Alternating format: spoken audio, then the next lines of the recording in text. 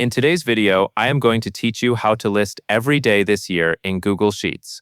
Start by opening Google Sheets and creating a blank spreadsheet. You can do this from your Google Drive or from the Sheets homepage. Once the spreadsheet is open, click into cell A1. This is where we will generate the entire list of dates using a single formula.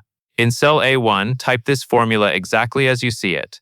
Equals sequence, open parenthesis, 365, 1, date. Open parenthesis 2026, 1, 1, close parenthesis, 1, close parenthesis. Then press enter. Here's what that formula is doing. The sequence function creates a series that fills down automatically. The 365 tells Google Sheets to create 365 rows, which matches the number of days in a non-leap year. The one after that means we only want one column. The date portion sets the starting point to January 1st, 2026. The final one is the step value, meaning the sequence increases by 1 day each row.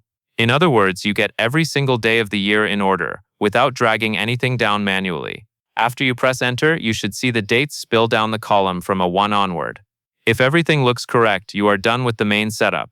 If the results look like random numbers instead of normal dates, do not worry. Google Sheets stores dates as serial numbers behind the scenes, and the sheet may just need date formatting applied. To fix that, highlight the column with your results. You can click the column letter at the top, like the A header, to select the whole column quickly. Next, go up to the menu and click Format. In the Format menu, choose Number. Then in the Number submenu, click Date. As soon as you do this, the values will display as proper calendar dates.